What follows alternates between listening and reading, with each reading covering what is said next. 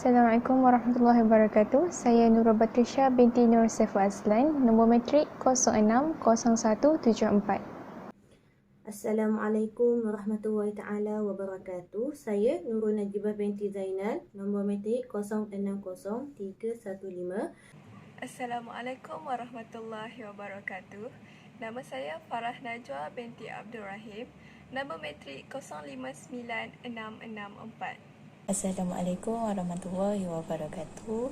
Nama saya Naamni Madiha binti Kamaruzzaman, nombor metrik 061543. Baiklah, hari ini saya akan membentangkan tajuk dakwah Rasulullah SAW secara terbuka.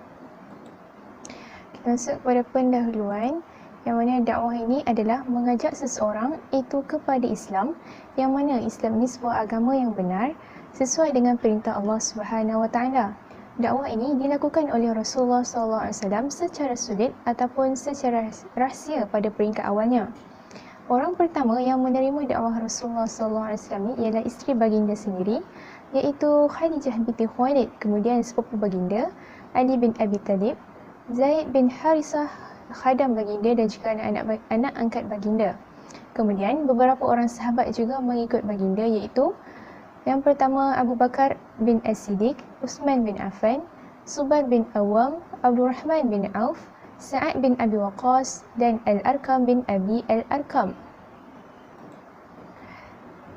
Cara mereka bertemu dengan Rasulullah adalah bertemu di rumah Al-Arqam bin Abi Al-Arqam secara tersembunyi, dan apabila mereka ingin melakukan ibadah, mereka akan melaksanakan di lorong-lorong sunyi agar tiada kaum Arab lain pada masa itu mengetahui ibadat yang mereka lakukan.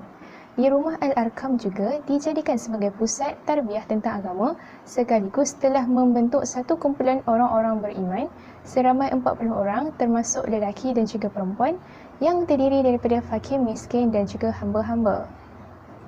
Rasulullah SAW juga telah berdakwah selama 13 tahun di kota Mekah dan 10 tahun di kota Madinah. Apabila Islam ini sampai yang dibawa oleh Rasulullah, pelbagai reaksi masyarakat Arab Jahiliyah pada masa itu, kerana agama Islam ini merupakan agama baru yang tidak seiring dengan agama nenek moyang mereka. Reaksi masyarakat Arab untuk menentang ajaran Islam ialah yang pertama, berlakunya penyiksaan kepada Rasulullah SAW dan juga umat Islam. Antara umat Islam ataupun pengikut Rasulullah yang disiksa adalah Bilal bin Rabah. Yang kedua, kaum kafir ataupun Arab Jahiliyah ini telah memutuskan hubungan jual beli, memutuskan hubungan ziarah menziarahi, malah mereka juga memutuskan ataupun tidak lagi ada tolong-menolong antara satu sama lain. Seterusnya, dalil seruan dakwah secara terbuka. Dalil yang pertama berbunyi fasda' bima tu'mar wa'arid 'anil musyrikin, yang bermaksud maka sampaikanlah Muhammad secara terang-terangan segala apa yang diperintahkan kepadamu dan berpalinglah daripada orang musyrikin. Daripada surah Al-Hijj ayat yang ke-94. Setelah 3 tahun Nabi menyebarkan agama Islam kepada penduduk Mekah secara rahsia ataupun tersembunyi, pada waktu itu tahun keempat kenabian, maka Allah menurunkan ayat ini untuk memerintah kepada Nabi supaya menyampaikan agama Islam ini secara terbuka atau terang-terangan kepada kaumnya. Dalil yang kedua berbunyi wa'anzir ashiratakal aqrabin, dan yang bermaksud dan berilah peringatan kepada kaum keluargamu yang terdekat. Daripada surah Asy-Syu'ara ayat yang ke-214. Berdakwah secara terbuka ni telah menggusarkan Nabi. Nabi pun berfikir bagaimana baginda akan memulakan dakwah ini dan kepada siapakah baginda ingin memulakannya. Adakah kepada kaum kerabat atau sahabat baginda? Itu pun sahabat baginda sudah ramai yang memeluk Islam semasa dakwah baginda secara tersembunyi lagi. Oleh itu Allah menyeru Nabi lagi secara khusus untuk berdakwah kepada kaum kerabat terlebih dahulu melalui dalil ini. Kemudian langkah berdakwah secara terbuka. Yang pertama, berdakwah kepada kaum kerabat. Nabi telah mengundang kaum kerabat datang ke rumah baginda seramai 45 orang yang telah memenuhi undangan baginda. Ketika baginda ingin memulakan bicara, Abu Lahab memotong ucapan baginda dan lantang bersuara serta mengeluarkan kata-kata yang menyakitkan dan menghina baginda. Antaranya, Abu Lahab menasihati Nabi agar berbicara dengan baik dan tinggalkan sikap kebudak-budakan. Abu Lahab juga memberi amaran bahawa kaum Nabi tidak memiliki kekuatan untuk melawan bangsa Arab dan mengatakan bahawa Nabi membawa sesuatu yang buruk. Nabi hanya mendiamkan diri dan tidak berasa marah atau takut kepada Abu Lahab. Nabi meneruskan dakwah dengan mengajak kaum kerabat yang hadir untuk menyembah Allah. Baginda berkata, Alhamdulillah. Aku memujinya, meminta pertolongan, beriman dan bertawakal kepadanya. Aku bersaksi bahawa tiada Tuhan melainkan Allah dan tidak ada sekutu baginya. Seseorang pemimpin tidak mungkin berdusta kepada keluarganya sendiri. Demi Allah yang tiada Tuhan selainnya, aku adalah utusan Allah yang datang kepada kalian secara khusus dan kepada manusia lain secara umum. Demi Allah, sungguh kamu semua akan mengalami kematian seperti mana kamu semua dalam keadaan tidur, dan kamu semua akan dibangkitkan seperti mana kamu bangun dari tidur. Kalian akan diminta bertanggungjawab atas apa yang kalian lakukan. Yang ada hanyalah syurga yang kekal atau neraka yang abadi. Abu Talib membela dan memberi jaminan untuk melindungi baginda selagi beliau masih hidup, walaupun tidak menyahut seruan dakwah ini kerana tidak berani meninggalkan agama nenek moyangnya. Yang kedua, berdakwah di atas Bukit Safa. Setelah Nabi pasti bapa saudaranya Abu Talib akan melindunginya dalam menyampaikan dakwah, baginda berdiri di Bukit Safa lalu berteriak, "Hai sekalian manusia." Maka berkumpullah anak pinak Quraisy. Lalu baginda menyeru kepada tauhid dan beriman dengan risalah dan hari akhirat. Menurut riwayat Bukhari, apabila turun ayat daripada surah Asy-Syu'ara, lalu baginda naik ke atas Bukit Safa dan memanggil kaum daripada Bani Fihr dan Adi, iaitu anak pinak Quraisy. Nabi bertanya, "Apa pandangan jika aku katakan di sebalik lembah ini ada tentera berkuda? Adakah engkau akan mempercayaiku?" Mereka menjawab, "Ya, kami tidak pernah dapati pada engkau kecuali yang benar sahaja." Baginda berkata, "Sungguhnya aku ini adalah pemberi peringatan tentang azab yang dahsyat di hadapanmu." Lantas Abu Lahab berkata, "Celaka engkau seluruh hari ini. Adakah kerana ini engkau mengumpulkan kami?" Kemudian turunlah ayat Al-Quran yang bermaksud, "Binasalah kedua-dua tangan Abu Lahab dan binasalah ia bersamanya." Itu daripada surah Al-Masad ayat pertama. Yang ketiga, menyatakan kebenaran secara terbuka. Di saat seruan Nabi di atas Bukit Safa itu masih lagi terngiang-ngiang di segenap pelosok Makkah, maka turun ayat daripada surah Al-Hijr yang bermaksud, "Maka sampaikanlah Muhammad secara terang-terangan segala apa yang diperintahkan kepadamu dan berpalinglah daripada orang musyrikin." Nabi segera mengkritik ajaran-ajaran khurafat yang berbentuk syirik serta kepalsuan-kepalsuannya. Baginda menerangkan dengan bukti-bukti yang nyata bahawa sesiapa yang menyembah berhala dan menjadikan sebagai perantaraan dengan Allah, maka ia berada dalam keadaan sesat yang nyata. Dengan itu, penduduk Makkah mula diledakkan dengan api kemarahan, rasa marah dan bantahan membuat-buat dalam kalangan penduduknya. Mereka faham erti keimanan, akan tetapi mereka tidak sanggup untuk mengikuti ajaran Islam dan perlu meninggalkan apa yang sering mereka lakukan dan apa yang mereka suka. Mereka kebingungan untuk menghadapi kemelut ini dan tidak tahu apa yang perlu mereka lakukan, dan mereka membuat keputusan untuk bertemu dengan Abu Talib. Mereka menyampaikan apa yang menjadi kebingungan mereka, tetapi Abu Talib menjawab dengan lembut dan menolak permintaan mereka. Akhirnya Rasulullah telah menjalankan peranannya untuk menzahirkan agama Allah ini dan menyeru ke arahnya walaupun mendapat tentangan yang sangat hebat. Seterusnya, bentuk penentangan. Apabila orang-orang Quraisy melihat bahawa Nabi Muhammad SAW tidak dapat dihalang menjalankan dakwahnya dengan cara itu dan ini, maka mereka berfikir sekali lagi. Lalu mereka memilih beberapa cara untuk membendung gerakan dakwah Nabi Muhammad SAW. Antaranya ialah, yang pertama sekali, berunding. Yang kedua, mengejek dan memperolok-olok. Yang ketiga, membandingkan Al-Quran dengan cerita dongeng. Dan yang keempat, tawar-menawar. Yang pertama sekali, berunding. Seramai 40 orang telah dihantar untuk berjumpa Abu Talib di rumahnya. Mereka menghadap Abu Talib sebanyak 3 kali. Lalu Abu Talib menjawab dengan geram, "Demi Allah, sebenarnya kamu tidak berlaku adil terhadap aku. Tidak pernah mereka menginsafi aku. Tetapi engkau yang telah bekerja keras mahu menghina aku dan membawa kaummu untuk menentang aku. Sekarang kamu boleh berbuat apa sahaja kamu suka." Mendengar jawapan Abu Talib yang sebegitu tegas, sejak itu para pembesar Quraisy tidak lagi menghantar utusan atau rombongan mereka untuk berunding dan memujuk Abu Talib agar memihak kepada mereka di dalam persoalan Muhammad dengan dakwahnya.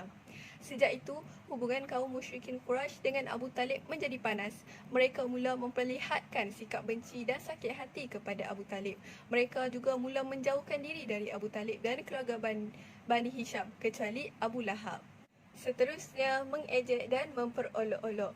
Tujuan mereka berbuat demikian ialah untuk memalukan orang-orang Islam serta melemahkan semangat mereka. Mengikut riwayat Ibnu Ishaq, tokoh-tokoh musyrikin Quraisy yang tergolong dalam kumpulan yang sangat suka mengolok-olokkan Nabi ada seramai 5 orang. Mereka terdiri daripada 5 orang pembesar Quraisy yang datang dari berbagai-bagai kabilah. Antara tokoh-tokoh pengolok yang mana orang-orang yang mengejek Rasulullah ketika Rasulullah ingin berdakwah ataupun menyampaikan Islam, yang pertama adalah Al-Walid bin Al-Mughirah, iaitu seorang pembesar musyrikin Quraisy yang paling terhormat di zaman jahiliyah dan sangat kaya raya. Beliau juga berasal daripada kabilah ataupun Bani Makhzum. Beliau juga telah menjadi ketua dalam kerja-kerja membagi Kaabah ketika Kaabah musnah dilanda banjir besar. Ketika itu Rasulullah baru berusia 35 tahun. Antara perbuatan Al-Walid bin Al-Mughirah ialah dia berlagak seperti dia sudah memasuki Islam dan menjadi pengikut Nabi Muhammad SAW. Tetapi hakikatnya dia masih kufur, malah hati dia tidak benar-benar mengikuti Rasulullah SAW. Pada satu hari, Al-Walid bin Al-Mughirah ni dia berjalan di atas anak panah yang bersilang-silang. Kemudian salah satu anak panah ni tersangkut pada kainnya. Atas sikap sombong dan riak, maka dia dengan riaknya berjalan tanpa membuang anak panah yang tersangkut pada kain itu. Dengan izin Allah Subhanahu Wa Taala, anak panah itu tertusuk kepada urat tumit kakinya. Lalu kakinya membengkak dan sakit teramat sangat. Kemudian tidak lama berapa itu dia mati disebabkan perkara itu. Baiklah, seterusnya tokoh yang kedua adalah Al-As bin Wa'il. Dia juga seorang pembesar musyrikin Quraisy dari Bani Syam. Salah silah keturunan ialah Al-As bin Wa'il bin Hashim bin Sa'ad bin Syam bin Amru bin Huwais bin Ka'ab bin Luwai. Ayah kepada Amru bin Al-As, pahlawan Islam dan gubernur Mesir yang terkemuka.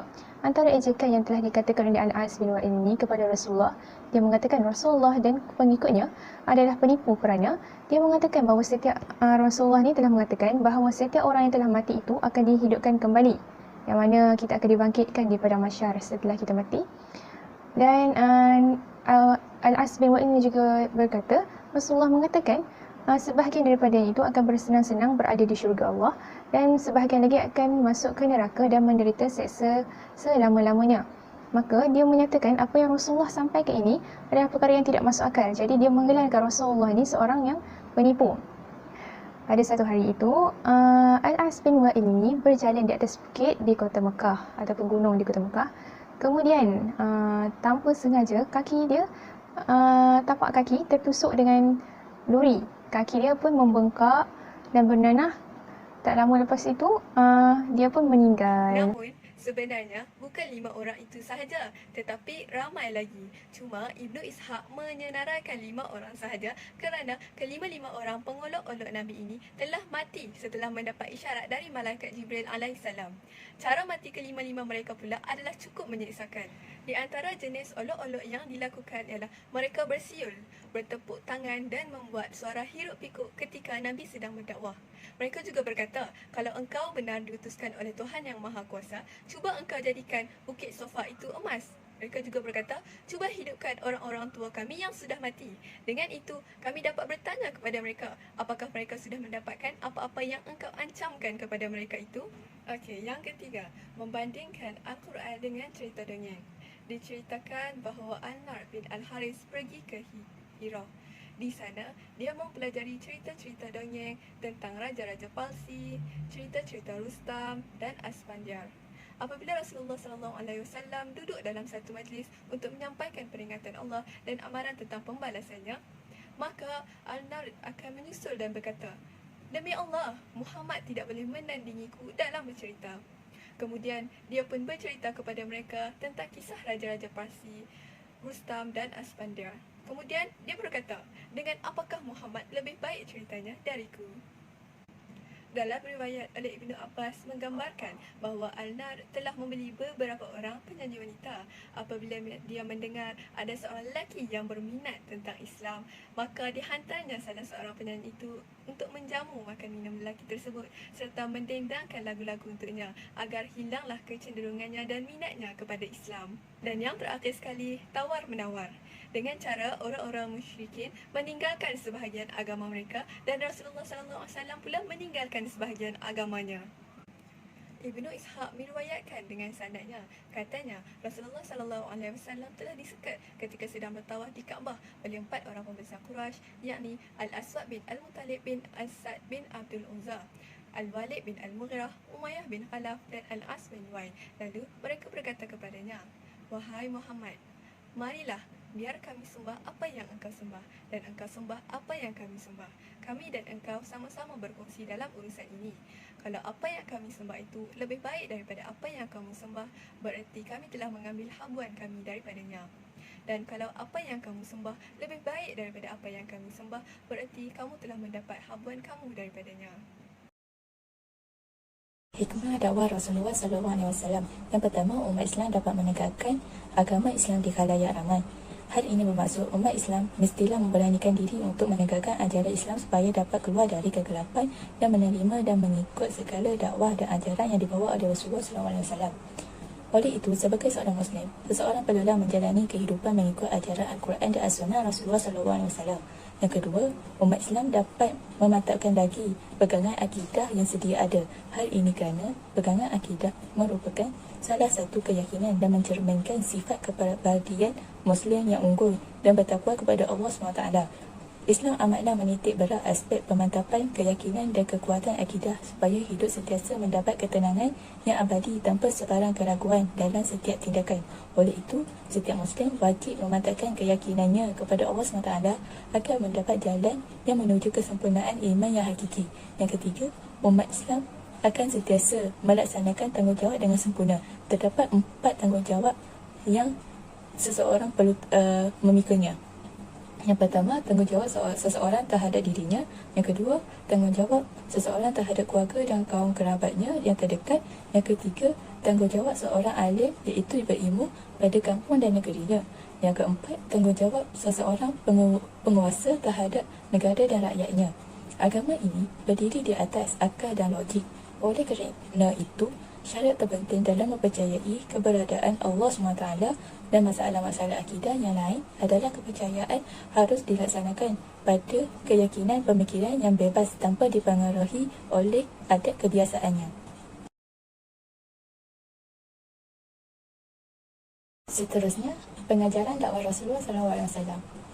Kita sebagai umat Islam haruslah memastikan yang Islam ini tidak mungkin diertikan sebagai suatu tradisi sama ada yang bersangkut paut dengan akidah kepercayaan maupun peraturan-peraturan dan hukum hakam, kerana akidah berasaskan akal fikiran dan logik, sedangkan hukum hakam pula berasaskan muslihat dan kepentingan duniawi dan ukhrawi. Untuk mencapai dua kepentingan ini, akal fikiran dan perhitungan diri sendiri merupakan perantaraan yang penting, walaupun pada sesetengahnya otak manusia biasanya tidak boleh mengetahui sebab-sebab dan hikmatnya. Di sini nyata sekali kepada kita betapa salahnya mereka yang menganggap ibadat, bukan hakam syariat dan susila itu adalah tradisi Islam. Ini adalah satu pengertian yang salah. Dengan demikian, mudahlah bagi seteru-seteru Islam memasukkan segala jarum dan kuman-kuman yang berbahaya demi merobohkan keagungan Islam. Akhir sekali, kesimpulan dakwah Rasulullah SAW. Sebuah kisah kehidupan kepribadian dan langkah perjuangan idola seluruh umat Islam sepanjang zaman. Rasulullah SAW sering dititip dan dibicarakan dalam kehidupan kita. Apabila kita renung kembali, kehidupan baginda sejak lahir hingga wafat, Allah SWT telah menciptakan Muhammad sebagai seorang lelaki yang dipelihara imannya dan akhlaknya. Malah, Rasulullah juga telah berdakwah ajaran Islam kepada umat Islam. Kita sebagai umat Islam hendaklah berganding bahu bersama-sama untuk memperkembangkan lagi dakwah Rasulullah SAW ke serata dunia tanpa mengenal erti penat dan lelah dengan pelbagai cara, supaya umat Islam yang lain tidak berada dalam keadaan kegelapan tanpa ilmu pengetahuan. Malah, dakwah juga boleh didefinisikan sebagai gerakan berterusan mengajak manusia ke jalan Allah SWT supaya mereka mendapat kebahagiaan dan keselamatan di dunia dan di akhirat. Oleh itu, manusia yang berada di dalam kegelapan untuk menerima cahaya kebenaran atau beristiqomah dalam menerima kebenaran adalah satu pekerjaan yang amat berat. Namun begitu, cara untuk mendapatkan cahaya daripada kegelapan haruslah menerima dakwah Rasulullah SAW dengan seikhlas-ikhlasnya. Bahkan Rasulullah SAW sangat mencintai umatnya. Baginda tidak sanggup umatnya diazab. Diseteru, baginda sentiasa memohon kepada Allah agar merahmati umat-umat Islam. Sebagai umat Islam, bagaimanakah perasaan kita terhadap baginda? Bukankah baginda sangat mencintai kita walaupun baginda tidak pernah melihat kita? Marilah kita mengambil benar-benar mengenali insan paling mulia ini. Jika kita boleh mengenal artis, atlet sukan dan tokoh selebriti tertentu tanpa apa-apa jaminan mereka untuk di akhirat nanti, maka ketahuilah bahawa Rasulullah SAW memberi syafaat bagi kita semua sebagai umatnya.